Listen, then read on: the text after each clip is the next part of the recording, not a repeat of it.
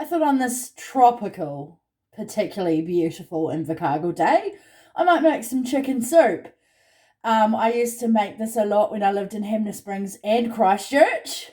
And a lot of people used to ask me to make this soup. So I'm giving you the secret recipe. And no, I won't kill you. So I've got a really big stock pot because I'm going to make a big batch. So here's all the ingredients. I've got a little bit of butter, which might be weird, because I do soup in a different way. I don't just chuck it all in a pot. There's a process. So I've got 2 onions. I've got some garlic. You measure it with your heart because garlic equals love, I swear. Salt and pepper. And I apologise. The lighting is still terrible and my kitchen is probably still messy. But it's okay. We're having fun. I've got the stock. So you can use liquid stock. But I actually really like these ones. So it's continental and it's a stock pot. I use vegetable and chicken in a soup. They have beef as well. It just depends what you're making. But I like to use 2 of each of those. Even though the one can do a whole stock pot, I like a lot of flavour in my soup. This may be a somewhat controversial ingredient. No, I'm not putting it in hot cross buns today, but maybe next week. Bacon. Adds a lot of flavour. Of course, chicken soup. Chicken. And it needs to have the breast on. Not the breast, the skin. Terrible. Everyone could just laugh at me now. I really need a second coffee, obviously. So it needs to have the skin on because it gives it more flavour. So I actually poach it in the soup and then chop it. And then this is my favourite mix to put in it. It's called Chuckwagon corn and it has corn, peas, celery and peppers. The other thing I forgot, which I'm just going to go find,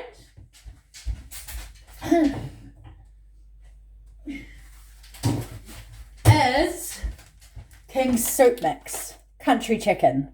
And it's got all sorts of yummy things in it.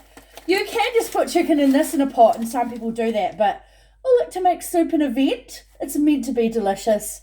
And you can chuck it all in a pot, or these layers and these flavours. I guess, story of my life, I like to do things the difficult way. So first, I'm going to quickly wash my hands, because you touch my hair. Always wash your hands anytime you cook. I tell my cubs this.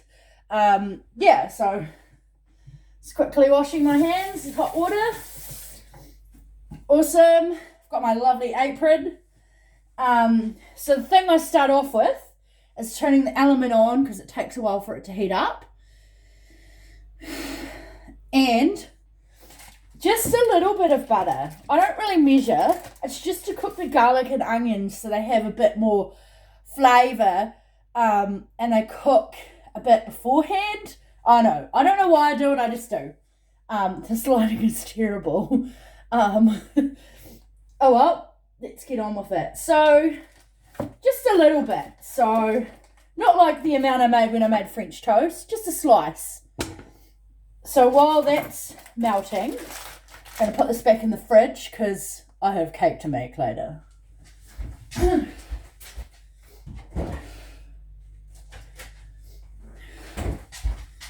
Okay, and then we're going to chop up the onions using this favourite invention my mum got me one year for Christmas.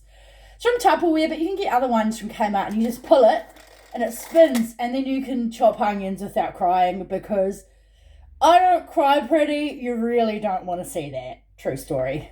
Just getting a good bowl to put my scraps in, just to make it easier.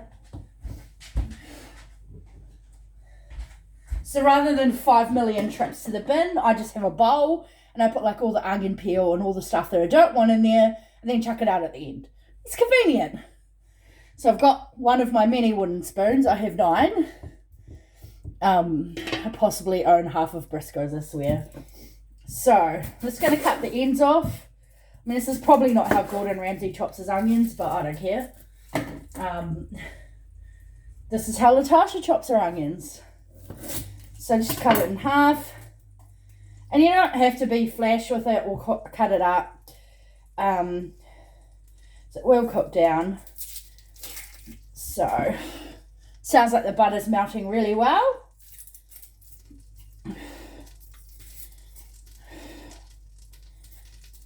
So do one at a time because otherwise you fill it too much.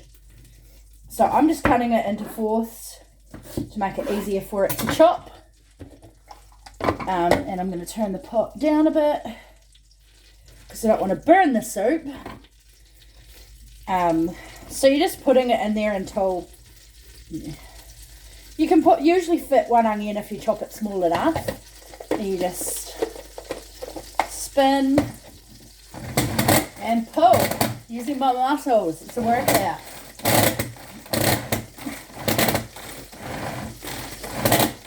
I like mine quite fine because there's lots of other textures in there.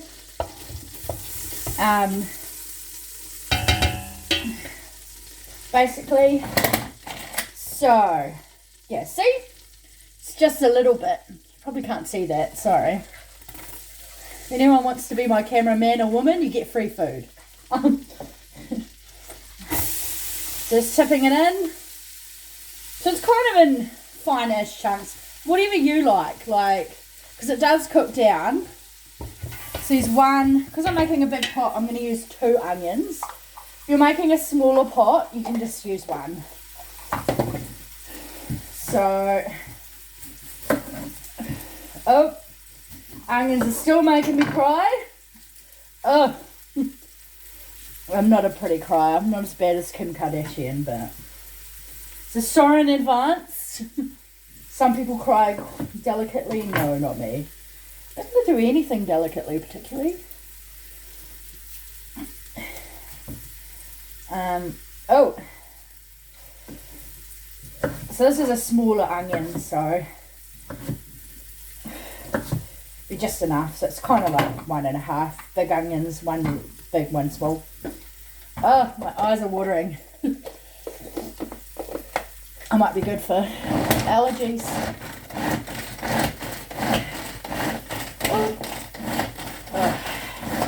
Oh, clears you out like wasabi. Cool. So I've cut it about the same. So let's put more onions in. Keep my wooden spoon on the pot and then I don't lose it. Yep. So the onions, it's just until they're sort of half cooked. It's just to give them a bit more flavour. You can put them in raw if you want, but I like it this way. And I'm going to get a spoon and a spatula.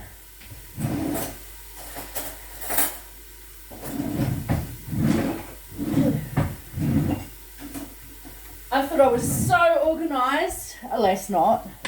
So I put like a couple of tablespoons of garlic, one heaped one, because I'm making a big pot. Whatever I've got left, I probably should have bought more garlic, but oh well. So it's got like 1.5. If you like less garlic, put it in. It's just you measure it to your taste. I don't know why I tapped the spoon. It doesn't make it go any better. Well, I'm going to have to put garlic on the shopping list now. So while this is cooking down, next step is to add in the bacon. So my scissors over here. So I've got middle eye bacon because you don't need the rinds or anything like that. It's just for the flavour.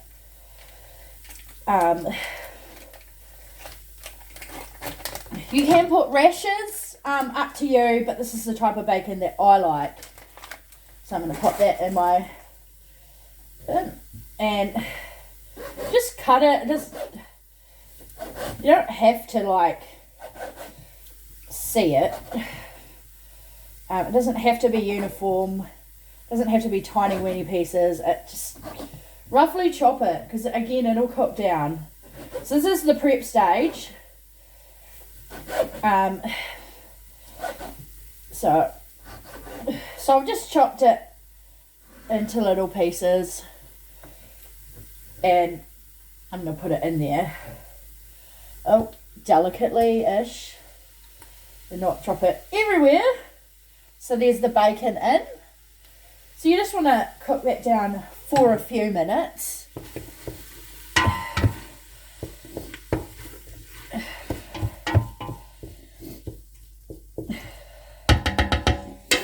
So I'll show you the first step, and when the chicken's cooked and I want to add in the corn, that will be second video. And I'm also going to make a third video because I feel like it, because someone suggested making ambrosia, so I'm going to do that.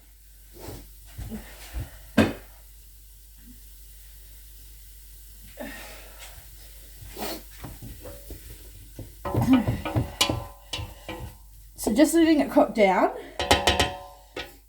I'm going to get my jug for measuring water. So with these, I'll get 2 of each.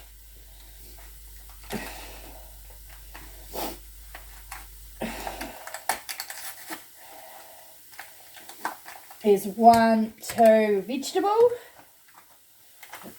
This is probably a better way to open it, but who cares. And 2 of chicken.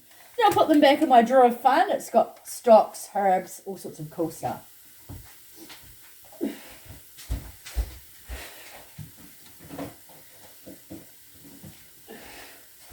This is what the beef one looks like. So you can make all sorts of beef ones. And these are great, like for making gravy, for all sorts of things.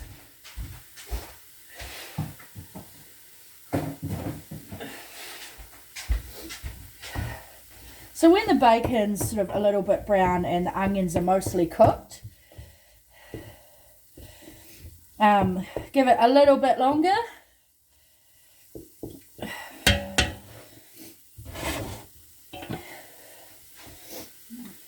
So I'm going to start with the water. And because I'm putting stock cubes in, you can use liquid stock, but this is the way I like to do it. So you just open them and put them in.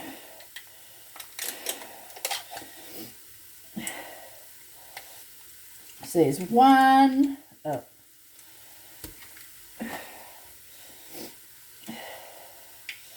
Friend's coming around for dinner tonight, so hope he's hungry. Made a big pot. Some people make things look easy, but I just make things look awkward. Sometimes they do stick, you just need to get this bit off. So I put the veggie ones in, and now for the chicken ones. I actually had to go to 2 supermarkets because they had the veggie ones at Countdown, and New World had the chicken ones, so, but I could have used liquid stock and the stock pot, but it's not the same. I love these stock pot things, they're so fabulous. Can use it for so many things. So I'm going to start with 1 and add. So you're making the pot 3/4 full. It depends what size pot you have.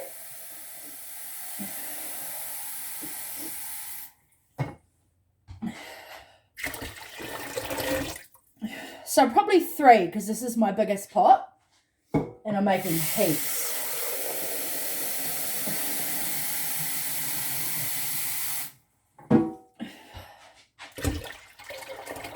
Yeah. So if you're making a smaller pot, you can use 1 of each. But this is what I like to do. I actually put the soup mix in early on because the lentils often need a lot of time. So it has vegetables, grains, all sorts of different things in it. So I'm just going to tip it in. King's is my favourite soup. King is my favourite soup mix. I use lots of their products. And my trick, so mixing with the chicken, is I could cut it into little pieces, yeah. But I actually cook it in the soup and then chop it up after. So I've got 3 chicken breasts. Because, you know, chicken soup's usually meant to taste like chicken. And what I do is it gets poached in the broth. And when these are poached and ready to chop up, I will show you how to finish the soup. And then afterwards, I'll show you what to make for dessert. So there's 1, popping it in. So I just got these from Countdown. It's weird. Heaps of places don't do skin on. Like, I want my soup to be yum. So put it in. And give it a bit of a stir to make sure that things aren't stuck to the bottom. And that's it. So So I'm going to let it cook for a couple of hours, basically. And then I'll check on the chicken. And when the chicken is cooked, I will slice it on a different board because, that had raw bacon on it. And then add in this. So I'll show you that process. But this is the cooking phase. I like to cook it for at least 2 to 3 hours. So basically, it's usually 1 to 2 hours to cook the chicken, depending on how big they are. And that's kind of the process. So I'm just going to leave it for a while, turn it up a bit to get it bubbling. And then when I get to the next step of the process, we get to see another video of terrible lighting and terrible chat and good food. I don't know. I'm quite enjoying this actually. Just a lot of people ask about cooking and what I make and how. So this way you can make my recipes too. So I'm just going to wash my hands because I touched raw chicken and put this in here. I'll clean up my kitchen, I promise, Dad. Yes, I will do the dishes. Okay. And the soup's cooking.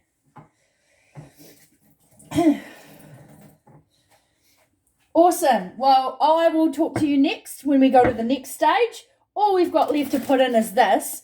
But if you put it in early, it's not as good. So I'm going to sit it here. It means it'll defrost a little bit, but actually we like that. You can keep it in the freezer, all good. So when the chicken's cooked, I'll show you what we do next. So, and we'll season it. So sometimes you need to add salt and pepper. Just depends if you've got the flavour balance right, because the bacon's quite salty and the mix is got all sorts in it. So this is a really hearty soup. So if you want to make it on a beautiful tropical Invercargill day where there's forecast for snow and we've had rain and wind and it's 3 degrees even at lunchtime, this is a good soup for you. So give it a crack. So I'll see you soon in an hour or two where we do the next step in the process. And then after that, if you're not sick of me already, we'll make some ambrosia. Which someone requested. Shout out to Mark. Good idea. If you have any ideas of recipes you want me to cook, or things I've made for you that you want to know how to make, just message me. I'll probably do a couple of videos every couple of weeks or so. And it'll be really fun. So if you have any suggestions, I'm open to that. Even if it's a crazy recipe that you've always wanted to try but been too scared to, I'm down. I've made some interesting things in my lifetime. I love cooking different cuisines, so you can give me a challenge, get me to make comfort food, whatever. So if you have any suggestions, I'll make it. Anyway, I'm going to stop babbling about food. And go and watch Ghost Whisperer because I love it. And wait for my soup to cook. So talk to you later.